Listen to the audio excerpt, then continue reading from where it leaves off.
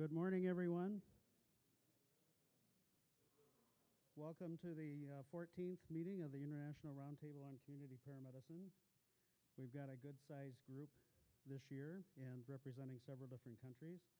If you're here from England or Ireland, welcome. China? We'll have some people coming in and out. Japan. The Netherlands. And so now that we're going to move toward North America, I have to tell you about the Canadians. I'm not going to do what I did last year, which was make fun of their hockey team, but you do need to know that the Canadians are a little bit backward. So there's the Canadian welcome. And our friends from Australasia. We have 3 different parts represented. And then when we get to the United States, I'm just going to hit 2 states just to do a little welcome for the people from 2 states, but of course you're all welcome here. California, there's your welcome. And Minnesota. So there we are. We wanted to take a chance to thank the sponsors of this event. The breaks and lunch and the evening reception tonight have been sponsored. So we want to thank the Paramedic Foundation, the SAVIC Foundation, Mobile CE, Physio Control, Paramedic Health Solutions, Image Trend, Crestline, and General Devices. And you should have seen at the registration table a sign-up area, and if you check in every morning, we are issuing through Mobile CE continuing education credits. They will apply if you're a community paramedic. They'll apply toward community paramedic continuing education. But that's the way that we'll issue your certificate is by you checking in every morning with your attendance and signing in. And then Mobile CE will do your continuing education credits. Also, the continuing education going forward for EMS World for the community paramedic track will be issued through Mobile CE. So we want to thank Mobile CE for that. So this is the 14th meeting of the International Roundtable on Community Paramedicine. And when I first started going around and talking to people about community paramedicine in 2005 after our first meeting, this is often what the room looked like. And here we are, fast forward 12 years later, and the room now looks like this, or sometimes standing room only. But we've had a decade now of international collaboration, more than a decade, of the 4 main countries that have been with the IRCP since the beginning. And our governments have started to respond. In Minnesota, we have a system through our program for the indigent that has been doing shared savings with one of our community paramedic programs. In Australia, they've had a big workforce grant program. Ontario had their first round was $6 million. Doug, did you have another round of funding through the province recently? Yeah, so $6 million, and they decided to continue on that and actually expand. And then we've had 2 rounds of funding through the Medicare Innovation Center here in the United States. So the government's starting to get it. The insurers here are starting to get it. And so we can all be glad for the work that we've done so far. We've also started doing some more collaboration between the countries. The 4 main countries are the US, Canada, Australia, and the United Kingdom. And last year, when we were in Saskatoon, we recognized that more and more countries are setting bachelor's degree as the entry to practice for paramedics, not community paramedics, but paramedics in general. And so one of the things we were interested in is, oh, Peter, I'm glad you made it. I've been looking for you. So one of the things that we were interested in doing is trying to increase the mobility of paramedics, both within countries or even within states sometimes, and between countries. So we have started a group of universities and colleges meeting. We had our first meeting in Saskatoon in June 2016. We did our second meeting in the UK after the College of Paramedics conference in May, and we're doing the third meeting on Friday. But we've gotten the colleges and universities together to start having a conversation about how can we align those bachelor degree programs so that in the future we can make it easier for paramedics to move within countries and to move between countries. So lots of good things have happened because of IRCP. We also have been very explicit with the people that are going to talk to you over the course of the next 3 days. We discovered early on in our meetings that we had difficulty communicating with each other because at the time that we started, there were 50 different titles, 50 or more, in the United States alone for what our states called the people that worked on ambulances. And so as you add countries to that, it just expands. And so we had to come up with a language that we could use that was universal. So we have been very explicit with the faculty for this event that they're to use this language, and we need you to translate it back to what it means in your home area. So we use for the basic life support provider, the entry level in places that don't have a bachelor's degree requirement, primary care paramedic. So in the US, you would make the equivalent to EMT. For the advanced life support provider with limited advanced life support skills, intermediate care paramedic. Here in the States, you would refer that back to advanced EMT. And advanced life support provider, the sort of the standard advanced life support person on an ambulance, the advanced care paramedic. So here it would be what we call paramedic. And then a community paramedic is somebody who is any one of those, but also has specific training in prevention, public health, post-acute skills, and then we call ambulance services paramedic services. So that's the wording that we would like you all to use while you're together for the next 3 days, so that as you talk to people from other places, they can have a reference point to use back home and can understand what it is you're actually talking about. So a little bit about our history. In 2004, the National Rural Health Association published the Rural and Frontier EMS Agenda for the Future. And that was in December. In January of 2005, a Canadian found that document on the internet, opened up the front cover, and his name was Mike McCaig. He saw the name of Denny Behrens inside the front cover. Denny was the lead at the National Rural Health Association at the time that produced the document. And the very first chapter of that document talks about integrating EMS personnel into the rural healthcare workforce. So Mike called Denny and said, in Nova Scotia, we've got these populated islands. We're trying to figure out some solutions for healthcare for them. And we're interested to learn how the United States has figured out the issue of integrating EMS people into the rural healthcare workforce. And of course, we hadn't done that here yet. That was a forward-looking document, but it started a conversation. And so after Denny and Mike had that first phone call, I got added to the conversation, and then Chris Tilden, who was the State Rural Health Director of Kansas at the time, and then Neil Kirby, who is with us here today, you'll hear from him in a little bit, who was in Queensland at the time. And before you know it, we had 4 countries having conference calls every 3 or 4 weeks talking about how to integrate EMS people into the healthcare workforce. So after a few phone calls, it became obvious we needed to do something different, so we got a promise from Canada. That promise was if we would all come to Nova Scotia, that Mike would make sure we got lobster and beer. And who could say no to that combination? And so Mike coined the term International Roundtable on Community Paramedicine. So I'm going to walk you back through our previous 13 meetings and just show you where they've occurred and what we've done. So our last meeting was earlier this year in England as part of the Ambulance Leadership Forum. And then in 2016, we were in Saskatoon as part of the Paramedic Chiefs of Canada. 2015, we were in Melbourne. 2014, we were actually in Nevada, in Reno. And we had a special event that year. We were able to get some community paramedics doing some primary care time at Burning Man.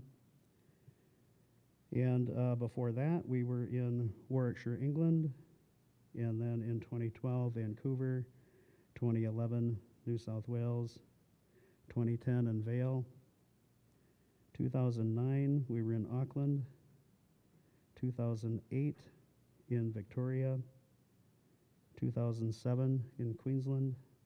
2006 in Minnesota. And our first meeting in 2005 in Halifax. So I like to do this thing every year when we meet and just sort of figure out who's who's been to how many meetings. So if you would all stand up, you've all are at least one meeting now.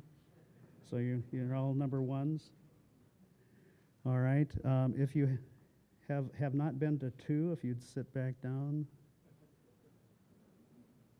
Okay, good. 3, 4, 5, 6, 7, 8, 9.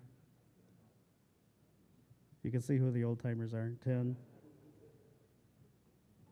11, and there's just one of me left now.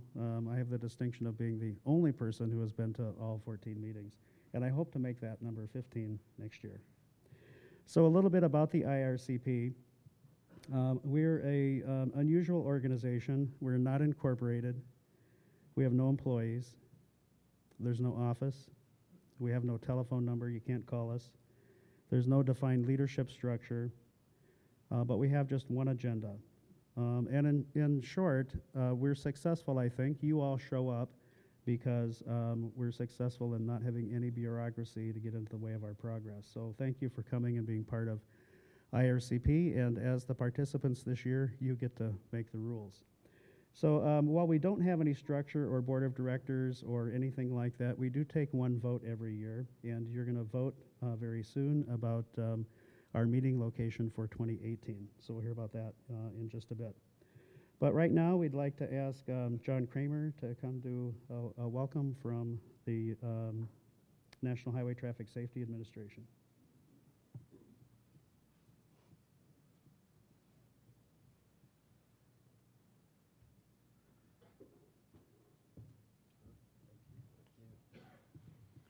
Good morning. Okay, this group was definitely out too late last night. Let's try it again. Good morning. Okay, we're getting there.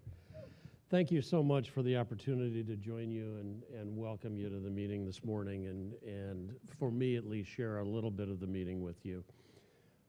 As Gary mentioned, I'm the director of the Office of EMS at the National Highway Traffic Safety Administration at the Department of Transportation. I started in EMS a long, probably about the same time that Gary started in EMS as a volunteer EMT, and I'm using that term even though it's not part of your lexicon, because in the archaic times, there was no thought at all about these types of programs developing as an outgrowth of EMS.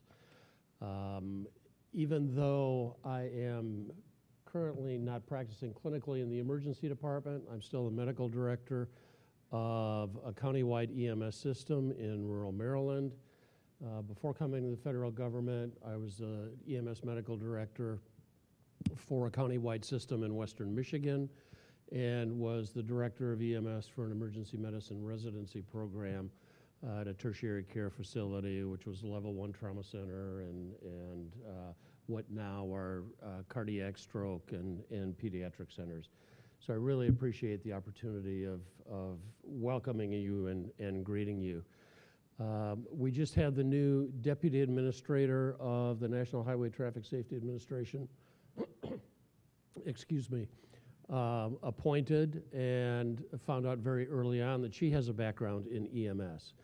So I feel very confident that we're going to be closely engaged with the NHTSA front office throughout her tenure.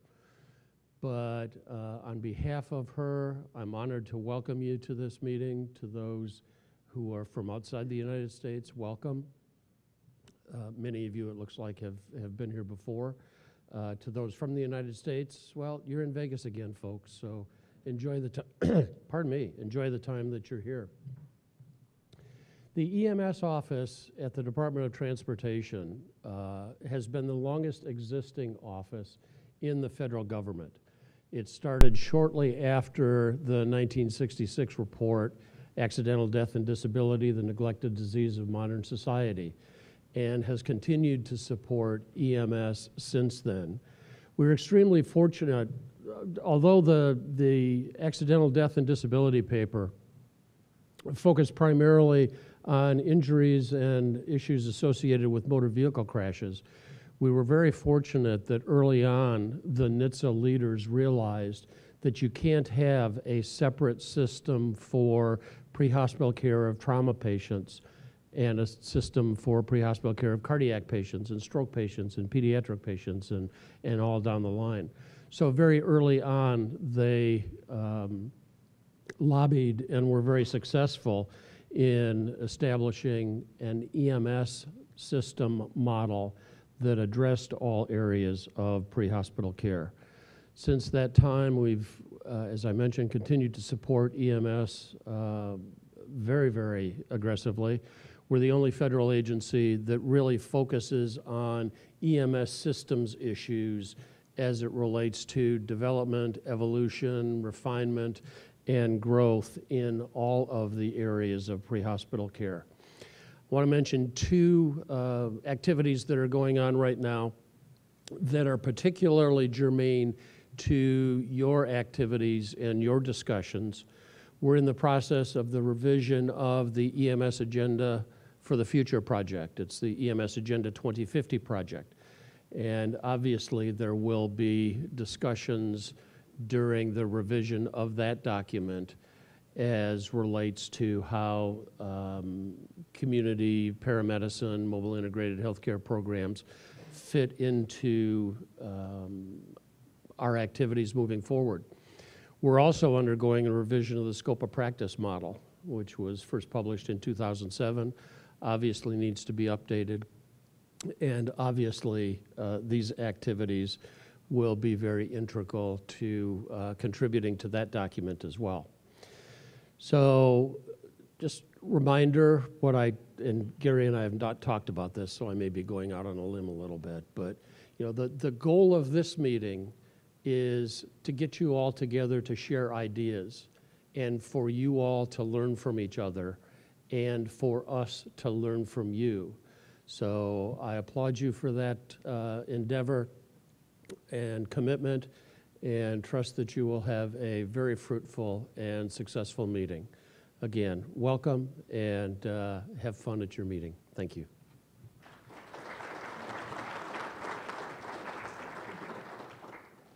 All right, and next we'll have Rick Patrick from the U.S. Department of Homeland Security. While Rick makes his way here, I would like to mention, as Dr. Kramer said, the magic of this meeting really occurs at breaks, at lunch, and in the social activities that you may do in the evening.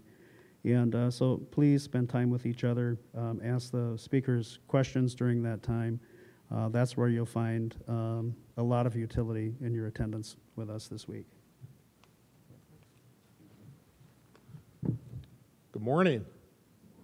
Ah, come on. You already got tested on this. Let's try it again. Good morning.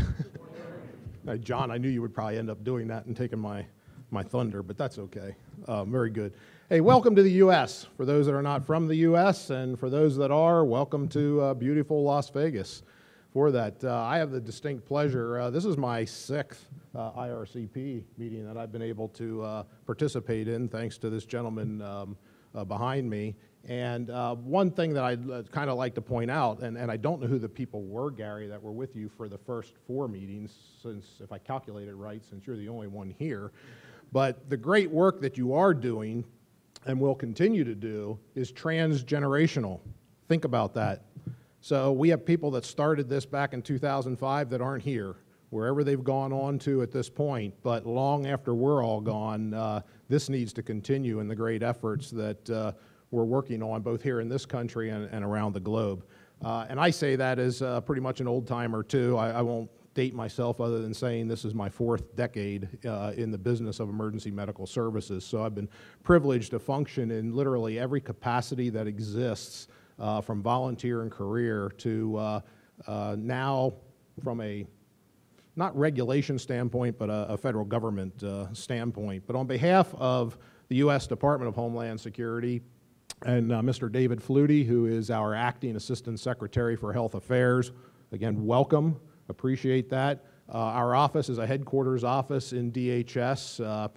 Just to give you a quick highlight, we have 260,000 employees in the Department of Homeland Security alone. And from a health affairs perspective, we provide medical oversight and health guidance to all of our operational components throughout the department. One very high level, high optics piece of that is emergency medical services. We operate the second largest EMS system in the U.S. federal government, excluding the military for that. And that being said, we have some 3,500 EMTs and paramedics and over 5,000 emergency medical responders that, as we sit here and wherever you are, at least in the continental United States, or actually in the entire United States and other parts of the globe, we have medical assets, that's personnel, that are doing their job in every state of the United States, every U.S. territory right now, either flying over on the ground or on water, and in some way, shape, or form, possibly performing emergency medical services. So from as rural and as austere as this country is alone to the urban environments, we tackle all of them. Now, you might be saying, well, what's that got to do with IRCP?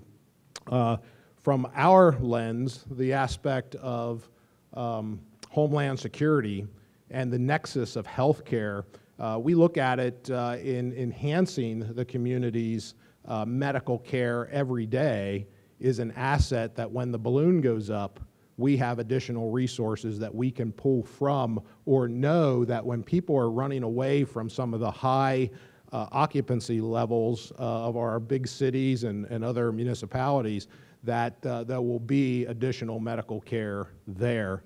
And in turn, the converse applies. A lot of our first responders that would come to a major incident in, let's say, downtown Washington, D.C., are coming from the rural areas of western, or I should say West Virginia, to south central Pennsylvania, to other parts of very rural Virginia. And it's bringing in providers that hopefully will have a lot more education than perhaps we already have today, and be able to continue to provide some excellent service. That being said, and I'll be around for on and off for most of your conference here. I'd be glad to talk, on the sidelines about that. But if you wouldn't mind for a moment, considering where we are right now and what happened in this city, just about 1.5 miles or 2 miles away from here last week, or a little over a week ago, just give a moment of silence to our colleagues, friends, family from all over the world, if you wouldn't mind.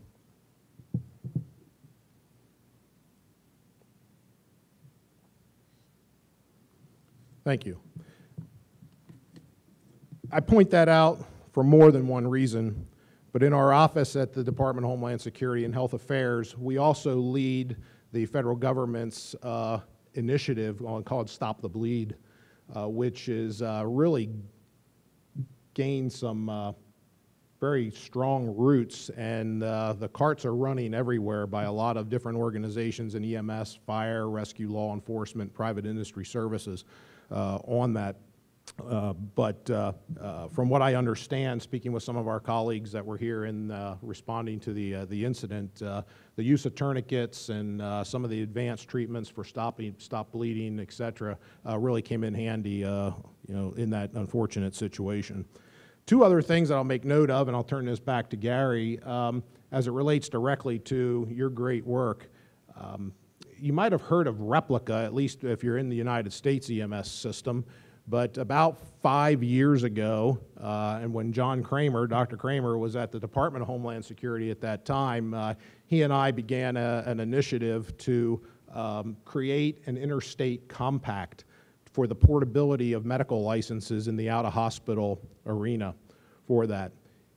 Just last week in Oklahoma City, the first United States constitutional compact for the portability of licenses was enacted into an official commission to allow the currently 12 states that have changed their legislation or created legislation to adopt the compact. And for those who are saying, well, what's a compact mean? I'll make it real simple for you. Probably the 95 to 98 percentile people in this room probably have a driver's license in your pocket, right? In our country here, that gives you the ability to take a car and drive in any state, in any U.S. territory, at any time of day, under any condition, without notice. That's the goal of the compact, with a paramedic license and the other 50 different types of certification levels that we have in this country. We have 12 states. Under our U.S. Constitution, it took 10 to enact the compact. We've got a long way to go, but that will definitely enhance the ability for our practitioners in the community paramedicine arena, as well as the emergency medical services portion of this to do their jobs and ultimately affect better patient care. And then last but not least, ironically, at the same time of this, and I'm sure it was not planned, but about 15 miles due south of here in Henderson, the National Fire Protection Association is meeting yesterday, today, and tomorrow on community paramedicine and creating a national standard based for the fire-based EMS services and others that would like to utilize that. And they are leveraging a lot of the great work that this organization has done for the past decade or more with that. And Gary, I think I learned yesterday that you have just joined that committee as well, I believe. But you're here, but that's okay. I was there yesterday. I'm heading back there today. I'll be back and forth throughout today and tomorrow as well. And I'll just leave you with that. Keep up the great work. People are listening, and we are making positive change. Thanks.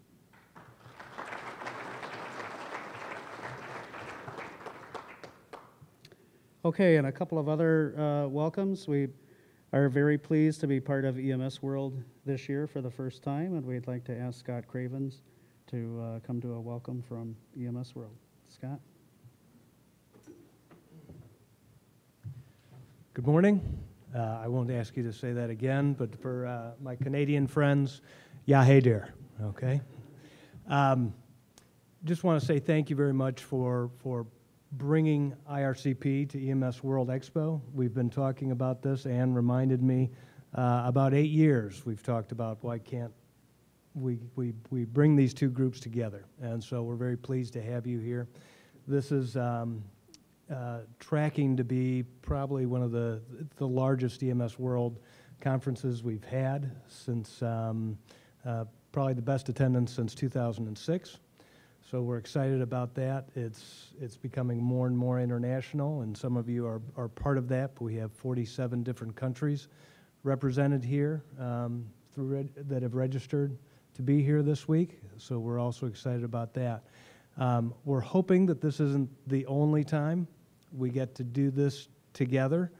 We're actually on parallel tracks. EMS World is starting to do more things outside of the United States. We launched this year EMS World Americas, which was the first event outside of the U.S.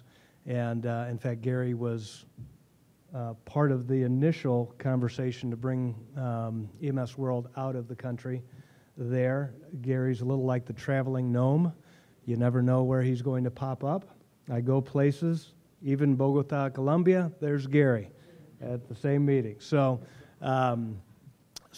we think we're on parallel tracks with what IRCP is doing, and of course we appreciate you guys helping to bring the United States along, trying to get us caught up with Canada and Australia and the UK. We're interested in that, and as Rich said, that the U.S. is moving in that direction. So thank you all again for coming. We hope you stay the week and help us throughout our conference as well. But thank you very much for coming, and welcome.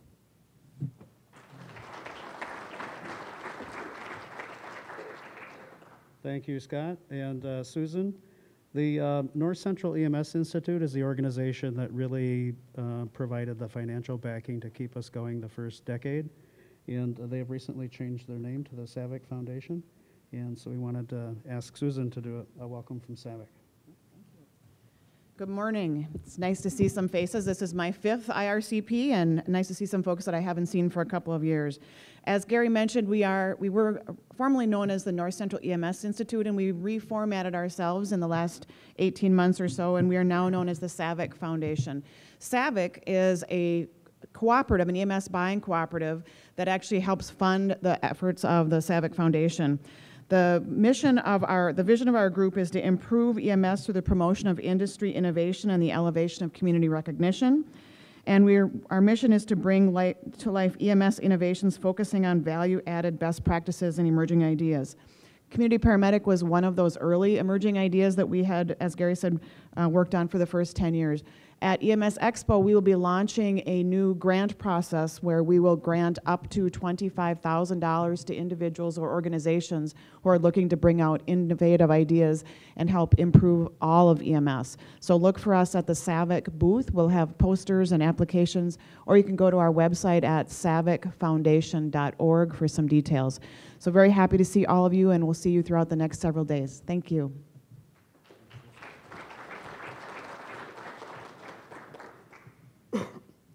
One of the gifts that Mike McKay gave us when he started the Roundtable in 2005 was he found an antique gavel in a box. And so at that first meeting, he had a little nameplate engraved that memorialized the meeting in Halifax, attached it to the box. And when we decided where we were going to go for the next meeting, then he passed the box off to the next country. And so we've continued that tradition. And so the 14th nameplate has been added now, and we're going to do the passing of the gavel. That's a little ceremony, short ceremony that we do at each of our meetings. We're going to need a photographer, Ann, for this, and so we're going to ask Martin Flaherty, the Managing Director of the Association of Ambulance Chief Executives, who is the current holder of the gavel box, and Fred Morrison, the CEO of the Paramedic Foundation, to come forward, and we're going to pass the gavel.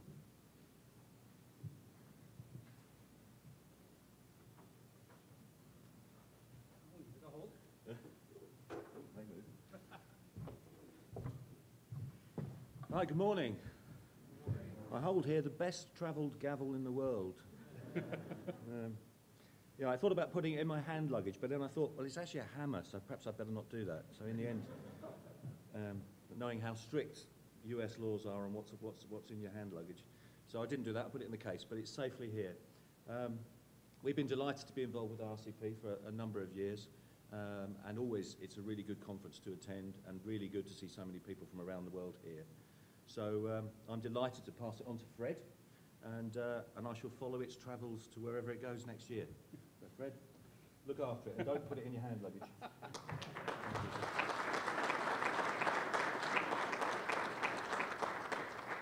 Okay. Thanks, Gary. Need me to say anything, Gary? If you'd like to, feel free. Well, two things. I'm honored to accept this on behalf of the Paramedic Foundation, and I'm also a part-time resident of Las Vegas, and believe me, I will speak to management about Sunday morning meetings at 8 o'clock. I'm sure there's a rule somewhere within Las Vegas that says you can't do that, and I didn't even know the water was on at 8 o'clock in the morning. So all of you welcome, and I hope I get to see you in the next place you choose. I hear there's a vote coming up, so thank you, and welcome to Las Vegas. Thanks, Fred. Thanks, Martin. So Fred now carries the obligation of bringing the gavel to our next meeting. And speaking of our next meeting, we are going to take a vote today, and it's a vote on where we're going to meet next year. And we have a rotation that we've been following. It's the United States, followed by Australia, Canada, and the United Kingdom. So this is the schedule we're on. So we're going to take a vote about being in Australasia next year in just a minute. And I just want to say before we vote that it will be highly embarrassing to me if we don't vote to go to Australia, since it is their turn and I've already displayed their name. But David, you want to come up and just do a brief introduction about what you might have planned for us if we make it to Australasia next year?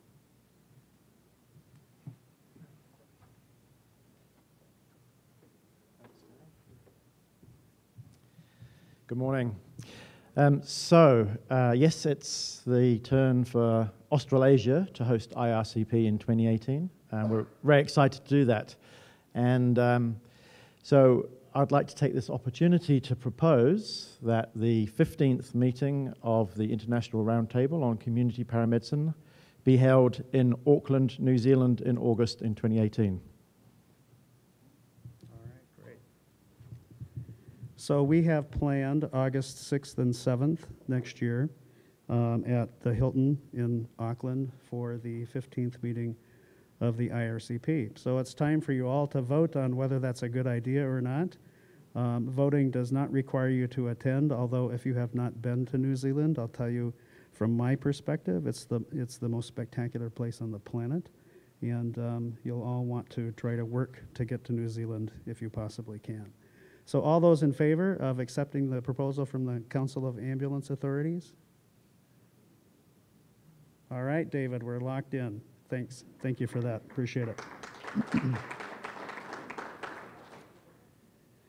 Okay, we have gone paperless like many other conferences have done recently, and we distributed, hopefully you all got an email from me last week that contained the program for our sessions this week.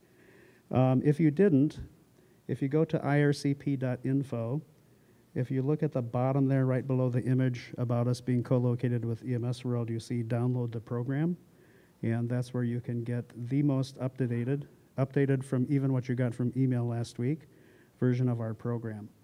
The guy that made up the program made the mistake of giving one presenter something like 3 minutes to present on the last day, so I had to make an adjustment in the schedule of our last day, but none of the sessions have changed otherwise, but that's where the program is located. I'd also like to point out that we have an email list that goes through vertical response, and so if you look at the right side there, it says opt in to receive our emails.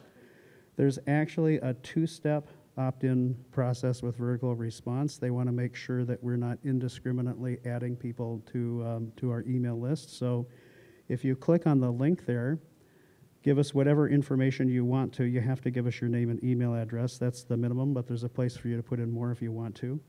And then click on submit. As soon as you do that, immediately you're going to get a return email from vertical response that you'll need a link where you'll need to click on it to verify that you typed your email address in correctly. If you don't see that email immediately, look in your spam folder, and then if it's in your spam folder, add that email address into your contacts so that future messages don't also end up in your spam folder. But it is a double opt-in process. Every email that we send, and there are only a handful of them a year, it's to announce our meetings or our webinars. Every email we send has an opt-out at the bottom. So if you ever change your mind or change jobs or for whatever reason don't want to receive emails anymore, every time you get a message from us, there's an opportunity for you to opt out. So welcome again to the 14th meeting of the IRCP. We're going to begin our program now. And our first speaker is Luke Myers. Luke, I'm fortunate to work at the same place as Luke at the Mayo Clinic. And Luke has the distinction of being the only paramedic that is on faculty at our medical school. So Luke, thanks for doing that work as well as all of the other work that you do for us. And we'll leave you in Luke's hands now.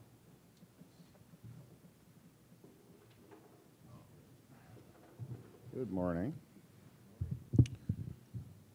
So I was at the first meeting I was at was the last meeting, which was in England, and what Gary was saying is absolutely right. You really do learn from each other in these meetings, and I enjoyed it so much I'm missing my Vikings game today for this. So I'm going to talk a little bit about a small rural program that we put together and just really describe our experiences and then talk about some of our outcomes.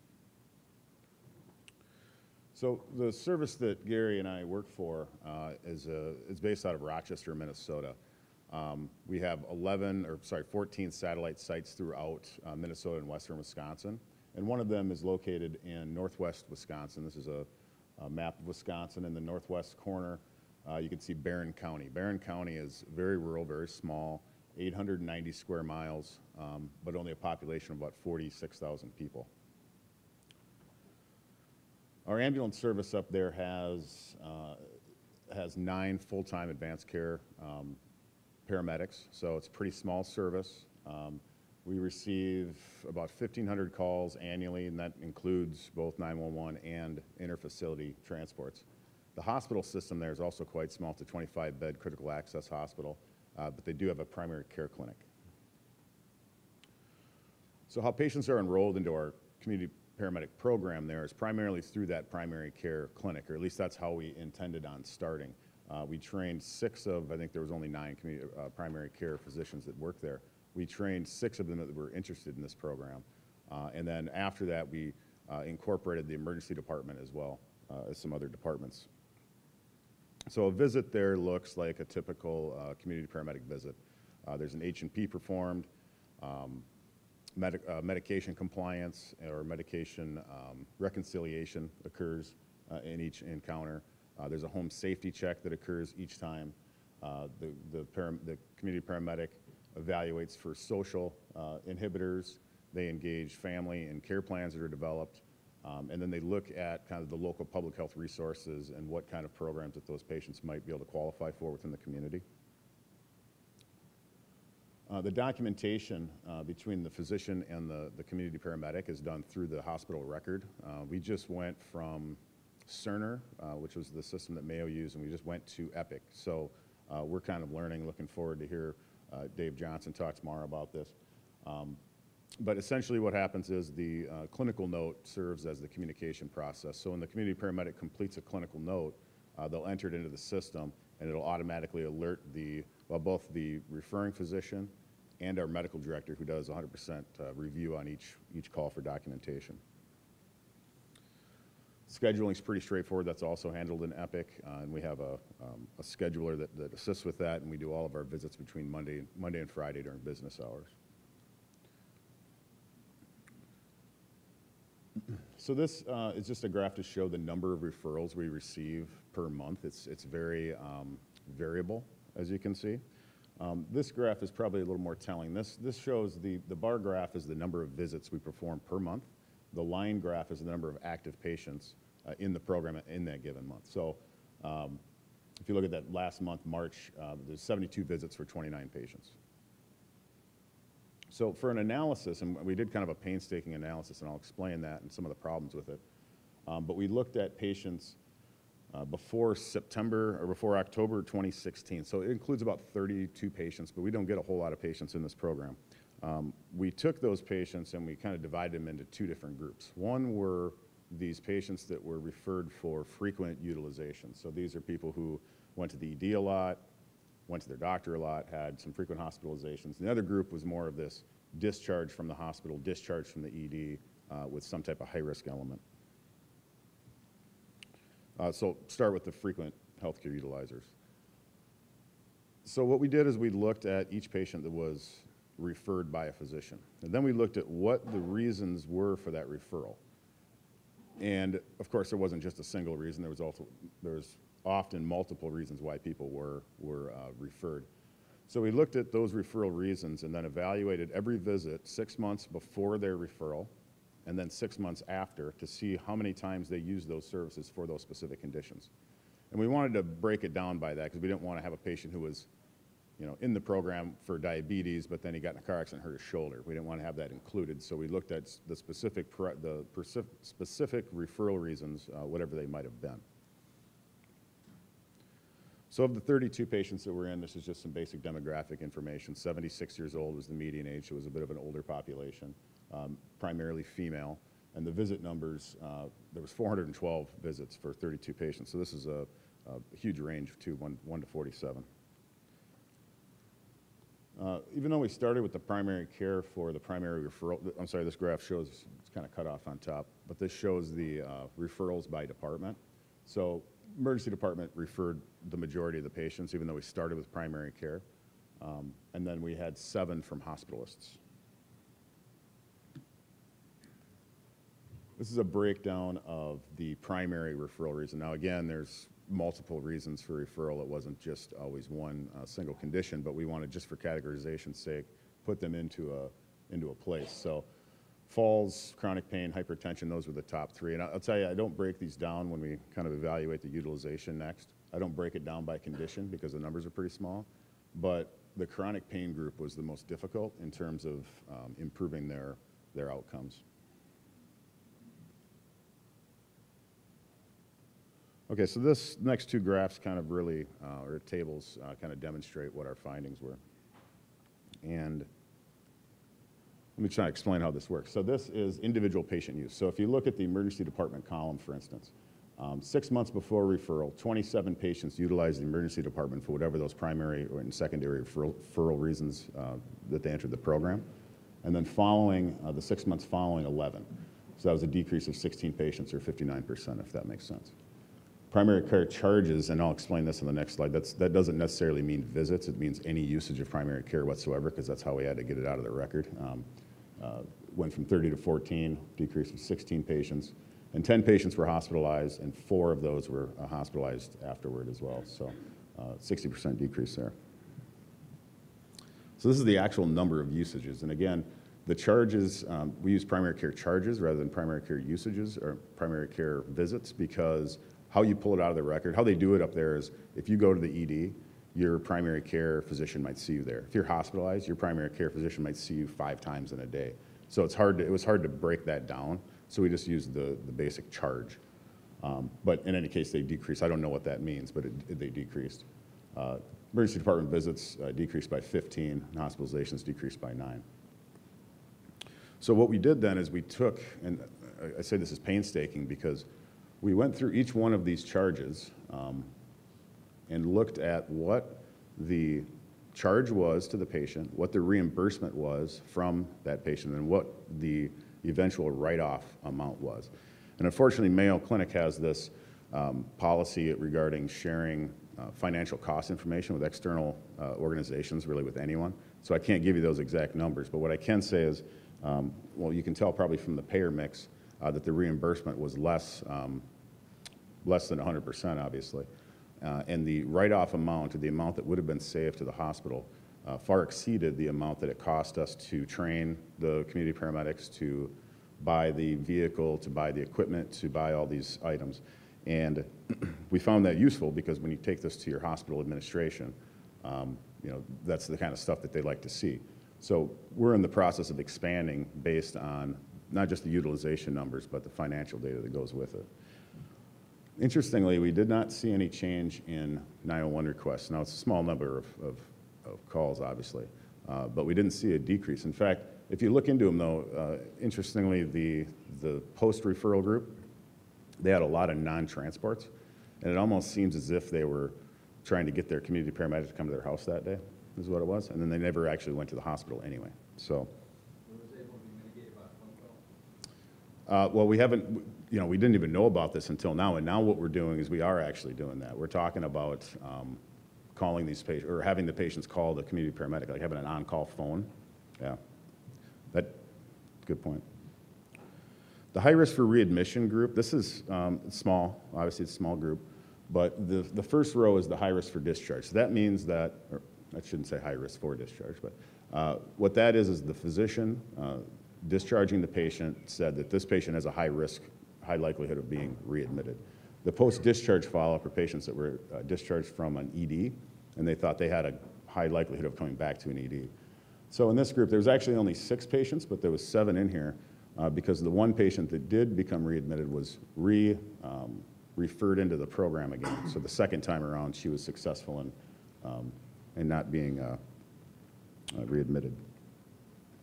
And then the last piece of kind of information, or outcome information, I guess you could call it, is we did a physician referral survey. So, and we find that when we talk about this with our administration in the hospital, we look to expand the program, this is a piece that they find extremely valuable, especially the physician decision makers. They really want to know what the referring physicians and what the people actually putting these patients into programs think about it. We had some positive results, but certainly from our program, one of the recommendations I would give to anybody is do a provider referral survey. So even though the sample's pretty small, I think we did demonstrate at least that we were able to reduce the amount of usage in the emergency department, primary care, and in the hospital with this group of patients. So one of the things we struggle with is we believe we showed that the utilization goes down, but we don't know what that means in terms of, did it make the patient any healthier?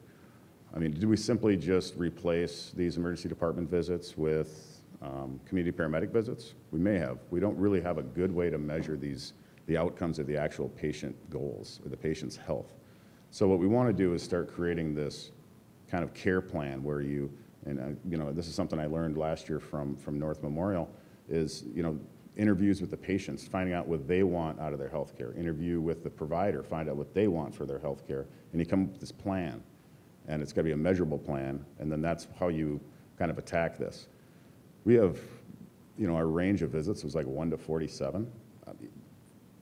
I mean, the goal ought to be to meet the goals within the least amount of visits. I mean, you can't do these things for 5 years, but we have patients in our program that have been in it since we started it. So, you know, I think the outcome, or the care plan goal will give us better outcomes, or at least measurable ones. The other thing we do well is before the visit, you know, we don't really have a good way, and I'm sure that someone here does, we don't have a good way to tell our paramedics to prepare for a visit. We don't tell them what to look at in the record, make sure you document these medications, and so forth. So we want to create kind of a pre-visit checklist so that the community paramedic has a better way of preparing for a visit. And the other thing we're looking at doing is, and we do this for our 911 population, is a third-party survey tool to the patient. We tried to do our own survey tool, but the community paramedic would deliver it like in the patient's house, and there's obviously issues with that. So we wanted to have a third party actually call patients and deliver that survey. Any questions?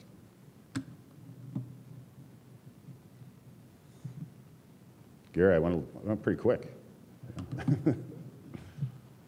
Okay, thank you.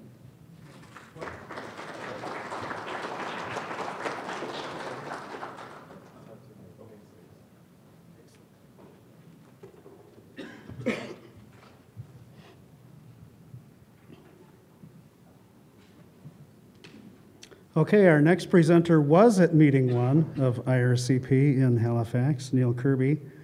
And Neil has sort of been, at that time he was Assistant Commissioner of the Queensland Ambulance Service, and then he went to Dubai to run the ambulance service there, and has returned to Australia now and is the CEO of the Tasmanian Ambulance Service. So Neil, welcome back. It's good to see you again. Okay, we're gonna do this because we're having some audio trouble.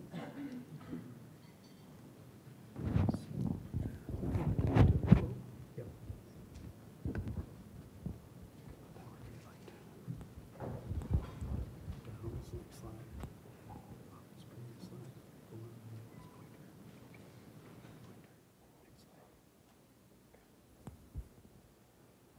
I'm just getting the important instructions here in terms of what to go. So it's great to be back at the IRCP. It was a great pleasure to be in the first meeting in Nova Scotia. And in my time over in Dubai, I missed a couple of meetings, but I've got to a good deal of them. So it's good to be back in the forum. I want to take you on a bit of a journey on where we are in the new place I work, which is Tasmania. I'll tell you a bit about that in a moment. But it's against a background where our paradigm of ambulance services is really changing. I've been in ambulance now for 39 years, and I grew up in that era where it was a very simple philosophy of you call, we haul, and whoever called an ambulance, we went out and did an ambulance. There was never any discrimination of which calls we don't go to. Well, the world is changing. Demand has put significant pressure on ambulance services, particularly in Australia, and only in the last few weeks, South Australia have come out with the announcement that they will no longer routinely respond to motor vehicle accidents. The demand is so great that they have ceased the responding automatically to every road accident call and won't go unless there is an identified patient in the incident. Now that's a major change for someone that's come from the cultural background that I've come from in terms of what we do as an ambulance service, but highlights the issue that we've got in addressing issues of demand. So what is the Tasmanian solution? Now, I'm told people get sick of Australians coming here showing them this big map of Australia to show how big Australia is and where we live. Well, I'm here to show you the opposite now, because forget all that down here. This is where I am in here now. I'm in the little bit down here in the bottom. And you've got to be very careful because we sometimes forget about poor old Tasmania down the bottom. And in 1982, when I was living in Queensland, we hosted the 1982 Commonwealth Games, and we got in a lot of trouble because we forgot Tasmania. And we're still hearing about forgetting Tasmania. So we're easily forgotten about down the bottom. It's a very small island. Our capital is Hobart. It's only a 2-hour drive to go to the top of the island. Only about 500,000 people on the whole island. It's the only state in Australia where there's more people living outside the capital city than in the capital city, which is not much. It's got the oldest population in Australia because a lot of people like to go there to retire. We only have 3 what you would call emergency departments in the hospital, one at Hobart, one at Launceston here, one over here in a place called Burnie. We have a service of about 350 full-time staff, about 500 volunteers. We run 55 stations. Of those 55 stations, 12 of them are staffed 24 hours a day by full-time permanent staff. 25 of them are volunteer only, and the rest in the middle of a bit of a mixture. One of the great things about living in Tasmania is you're right down the bottom, so it's the only place in Australia you can come to see the Southern Lights, so it's because there's nothing between us and the South Pole other than water. The interesting fact is that that photo taken just outside of Hobart, I'm actually still standing closer to the equator than what I am the South Pole, but anyway, it's a bit of what's saying. The capital city, as I said, is Hobart. About 250,000 people, so it's 1/10 the size of Sydney, one of the biggest cities in Australia, so it is quite small. Got a beautiful Derwent River up the centre of it, and the mountains in the background there get snow on them in the thing. If you've got a careful eye there, you'll notice there's a symmetry problem with this bridge. There's a bit of a gap because it became a very famous bridge in the 1970s when a boat that's supposed to go through the centre bit here sort of missed the centre and sort of got over here. You get that after a few rum and cokes. And we had quite a tragedy actually with the bridge. The bridge was down for 2 years as they rebuilt it. Some people have their lucky days. And in fact, you'll see there's a second car over here. See the second car that's here? It actually was being driven by the cousin of the person who's now in charge of our state operations centre in what's name. And he tells the story that when he saw the bridge shake, he didn't feel anything, he saw it shake, so he stopped his car, not knowing what was going on. And it was after he stopped the car that the roadway and the front half of the car just disappeared under the car, and so he was able to crawl out and get to safety. Unfortunately, not long after that, in Tasmania was the scene for what is Australia's worst ever mass shooting. 35 people were killed at a place called Port Arthur, which is just above Hobart, not far from my home. I took this photo only a couple of weeks ago, which is most of the 35 people were killed in this cafe here, the Broad Arrow Cafe. The walls have been left with a memorial and a memorial pool built there. So only being there a couple of weeks, I can still tell you the community still feel the pain of those 35 dead. So our commiserations and thoughts are with the people of Las Vegas at this point in time. It was a real test for the ambulance service back then, 40 years ago, the remoteness of it to get to the scene with the dead and injured that they had to treat. So it was a real test for us as an ambulance service. Neil here, the paramedic that you see in the picture there, still works for us actually. So what's the problem facing Ambulance Tasmania? Basically 3 things. Well, the main thing, growth in demand. We've had a significant increase in our demand growth. And patients are not finding the most appropriate pathway into the healthcare system. So what was the government's solution to it? They said, well, let's have a review. So we did that. We conducted a review, and this was released only earlier this year. And today I'm going to tell you about what the findings and conclusions of that review was and where we're at. It followed on from work that had been done in terms of a white paper and strategic plan of the health.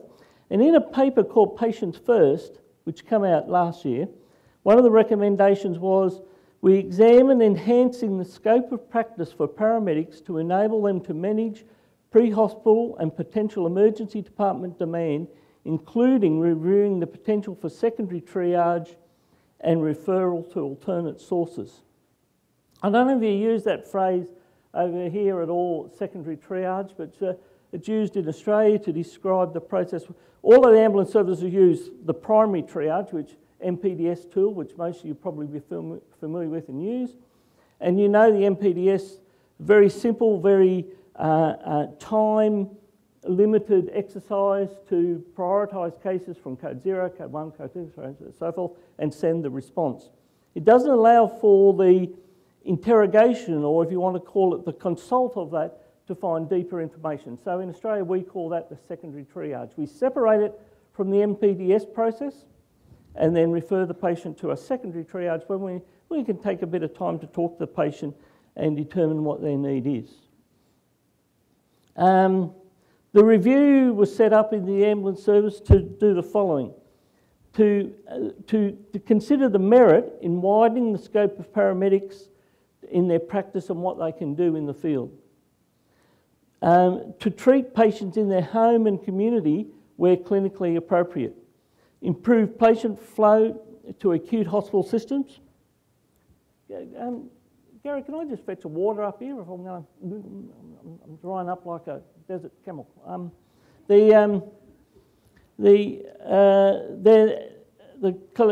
clinical governance and integration, work in collaboration across the services, the role of patient transport services, private partnerships with community groups, and most importantly, the impact on the balance of core services of emergency ambulance response. So how does the demand issue and the low acuity patients affecting our ability to respond to the service overall? Fellow Aussie comes to the rescue, see, that's good. So this is how we did the review. A literature review, analysis of data, some consultation, stakeholders, visit of alternate sites. This was the key findings of the review. In the period from 09 through to the end of 16, we measure things over there on the financial year, which starts on the 1st of July. Demand had grown by 28%. That was an annual growth rate of 5.5%, more than the national average, 14 times higher than the rate of population growth in Tasmania. So we have this significant issue of demand increase. Our response times have increased. That means worsened. They've got longer in terms of our response time. In the demographics that I showed you before, a lot of isolated areas, we don't have that depth of backup response that you would get in a more urban area. And our utilisation rate has increased, which is probably best shown on the next slide. So the utilisation rate, that's the number of patients per 1,000 population. The red line shows Australia. So there was some growth in the early part of this period here, but it's been pretty stable for the last years. In Tasmania, it's increased and continues to increase. And the reasons for that drive is not really understood. We've got some ideas on what it was, but what's driving the increase in the utilisation of ambulance services? It found that 20% of our ambulance calls did not result in a transport. So 20% of the times we're rolling out the truck and the paramedics, we don't end up transporting anybody. 47% of the patients are acute, non-time critical or non-acute. And only 2% of our calls are truly life-threatening, basically cardiac arrests. The most common chief complaint for patients transported, this is using MPDS, is criteria: abdominal pain, chest infection, unknown problem. And the most common chief complaints for people overall, transported and not transported: minor wounds, lacerations, soft tissue injuries and burns, mental health issues and back pain. Probably tells us what we know is the obvious. The older the population we have, the greater the utilisation of the ambulance, particularly from the 60 years and up is where we transport a great deal of our patients. The distribution of the patients, we can see, in fact, it's interesting that the younger you are, the more likely you're not being transported. You've probably got parents or other people that can provide alternative transport. Older you are, you probably haven't got that access to alternate transport. And the converse is, for the older you are, the more patients we end up transporting. The green here shows the transportation of non-acute by age groups. So the non-acute cases you can see increases with age, probably pretty static in terms of the time critical cases. Some of the drivers of demand that the review identified, was the obviously the elderly patients are the heaviest users of the service. But an interesting thing is when we compare that to the growth in the ED figures, in fact, the high acuity cases were growing at a greater rate than chronic disease in the ED department, which is interesting. Reduced access to the general practitioner, family doctor, you probably call it here. I'm not sure what you call it over here. We call them GPs in Australia. There appears to be a reduced access to them. We know about the chronic disease and its increasing prevalence.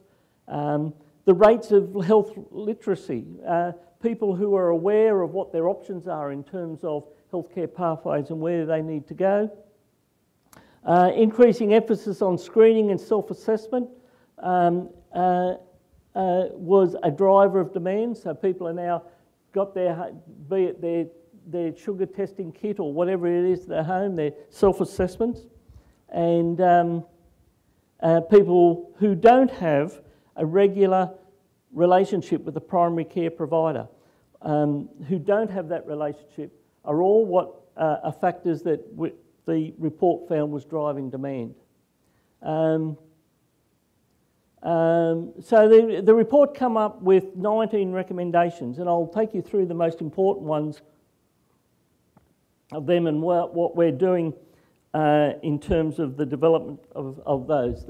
All 19 recommendations been accepted by the Cabinet only a couple of weeks ago, and we're putting in place. The first was a recommendation that we got to have a capacity of emergency ambulance services to meet the demand of the high acuity cases. So we immediately got a 12% increase in our full-time staff, which was the biggest ever single increase in paramedics given to the state. So about 35 additional paramedics, we've been able to put most of them in place and increase our covers for emergency ambulance coverage. The development of this secondary triage system.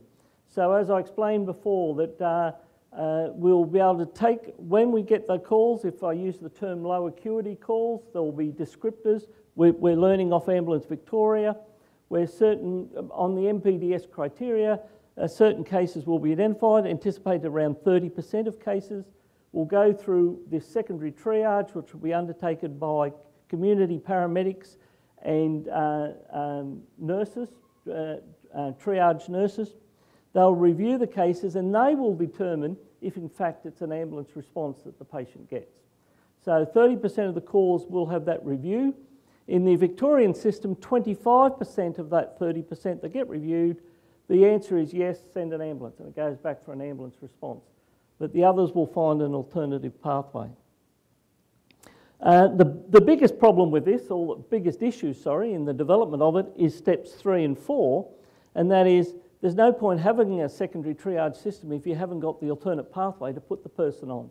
So it's going to take us about 12 months to set this up, in setting up so we have access to clinical pathways outside of the acute healthcare system, basically meaning emergency departments. And the fourth recommendation related to that, the engagement of the primary and community health services to build those relationships and alternate pathways. Number 5 was to continue to expand the use of the community paramedic. We call them extended care paramedics in Tasmania. We operate them in 2 areas. They're people that take the low acuity call, go and where possible attend to them in the home, care plans in place, treat them in the home, etc. We already have 2 of those units operating. The report recommended that we extend that, particularly in this urban fringe area and into the rural area. We're working out how we might be able to do that now. The interesting recommendation that the community paramedic role needed to start in the dispatch centre. When we visited a lot of the states in Australia that put in the community paramedic program, the real success of the program was around the identification of the cases that really benefit, and that starts in the dispatch room. So we'll be placing a role, a function specifically in the dispatch centre to identify the cases that will most likely benefit from the community paramedic, but more importantly, starting the process from the dispatch centre. So some of the work that can be done under the banner of the community paramedic can be done over the telephone with telephone consult, which may in fact then getting the person on the clinical pathway without actually even a visit to the house. An interesting thing that we've also recommended that we delineate between the different paramedic roles. We've tended to blur that a bit in Tasmania, so we tend to be the jack of all trades, the person that can do everything. And in fact, one of the requirements, this leads on to the next recommendation, was our, what you call advanced care paramedics, or we call intensive care paramedics, was a qualification to become a community paramedic. The logic of that was we want people with experience, people who can make assessments, people who can do what needs to, and they thought that being an ICP, an advanced care paramedic, reflected that experience that might be needed. The report disagreed with that. The report says it's a bit like confusing two roles. The high acuity role, which is the work of the advanced care paramedic, is very different to the work of the community paramedic. And the report has recommended that in fact we don't mix them into the one role but separate them into two roles. They've also then recommended that the community care paramedic be independent of the advanced care paramedic qualification, which I mentioned, and further recommended that one of the things that one service, at least in Australia, has done as the demand management strategy is they've actually gone out and bought doctor surgeries. The ambulance service in Western Australia has bought several doctor surgeries. They've turned them into acute care centres. So they've actually created their own alternative to the emergency department. Our review is still jury out on that. They hadn't decided if that's the good way to go or not, but so we recommend we continue to monitor that. They've recommended that we partner with university for the development of a postgraduate qualification for community paramedic. And the whole healthcare management plan. So we work with the other providers for a lot of our people, frequent users, palliative care, chronic pain, mental health patients, we in fact manage them through an approved or developed healthcare management plan. Arrivals board at the hospital, which we'll do. And the rest of the recommendations I won't go through in detail, but we're supportive of doing some of the things that may assist with that demand management and structure of our ambulance service. Why do we believe it will be successful? We've taken our lead from Ambulance Victoria. They've been operating the system 15 years. And most importantly, they've had that success recently validated.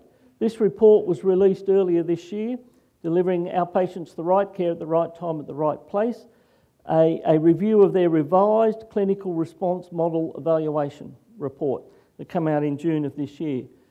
This is what the Victorians have found that a model similar to what Tasmania's been approved has done. It's better aligned the response with the patient acuity. So the right patient acuity is getting the right response. There's a faster response to time-critical patients. They have reduced the number of cases which are receiving an appropriate Code 1 response. So they interrogated the MPDS protocol and went through and said, well, revised it and revised down the amount of cases that were getting a Code 1 response as clinically not being required.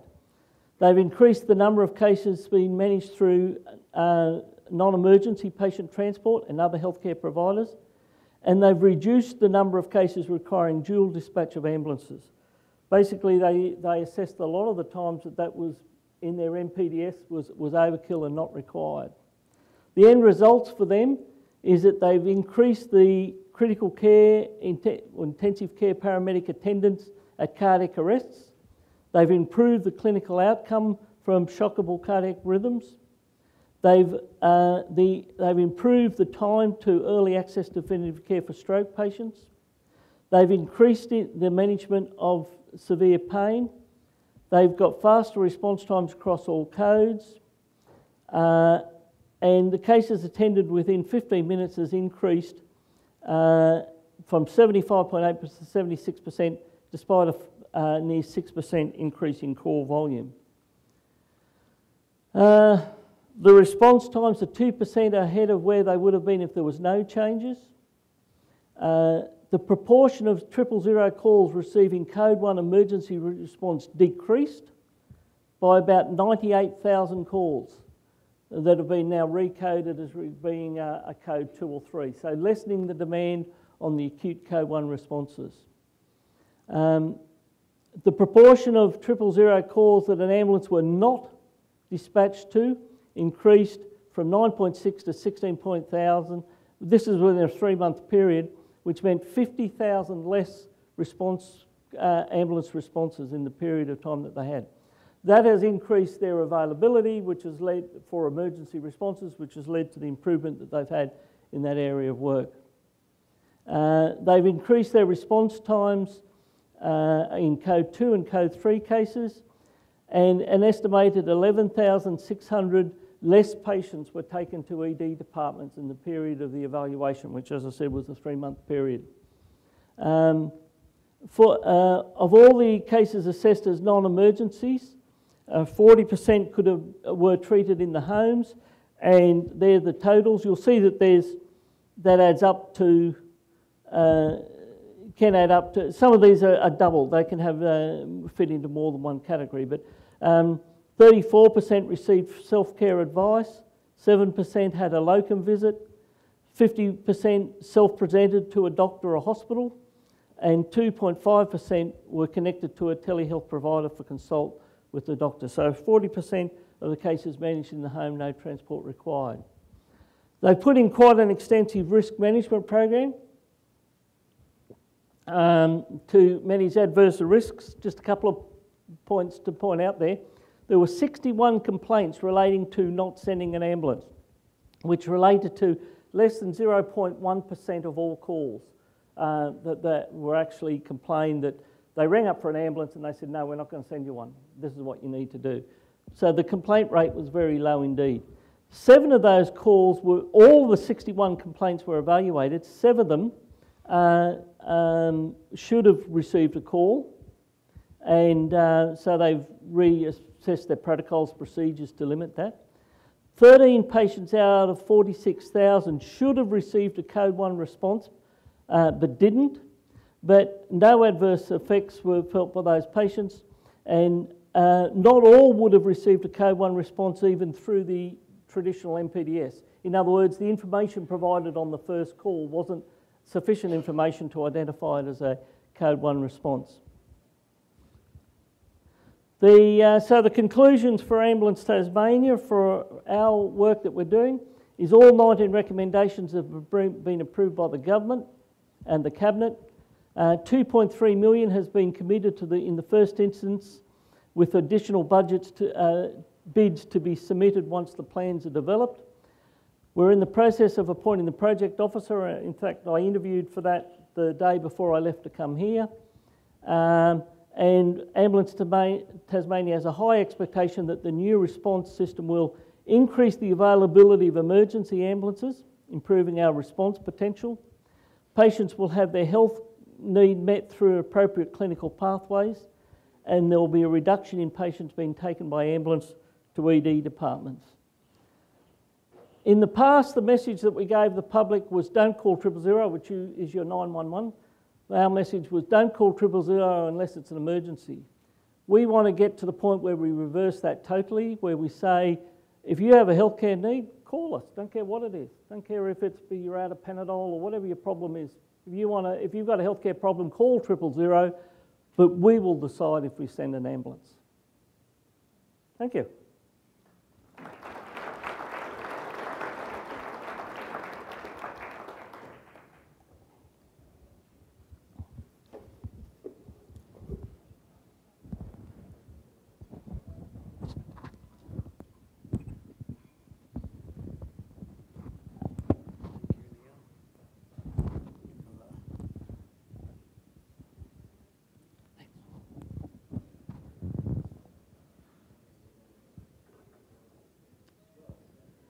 All right, we're at a good spot to be at the beginning of a meeting. We are ahead of our session time. So we're scheduled to be on break now until 10:30. We had an unfortunate thing happen with our scheduling with the hotel. You might have noticed that they just took the coffee away in time for our break, and we're not going to get it back until lunchtime, but we'll have this problem fixed tomorrow, this afternoon. But we're done early for this morning's session. We're going to start again at 10:30, so enjoy some time together. You'll have a little bit of extra time to find some coffee, but we will get this issue fixed with the hotel. So this is the only time that we'll deal with it. But we'll see you again at 10:30.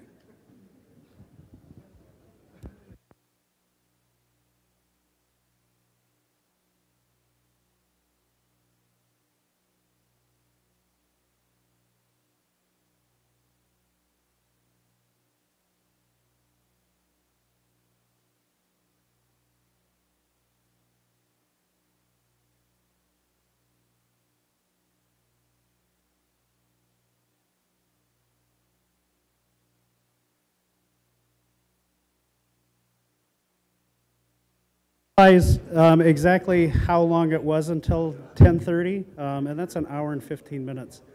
So we're going to start at 10:15. We'll start our next session at 10:15, just under an hour from now.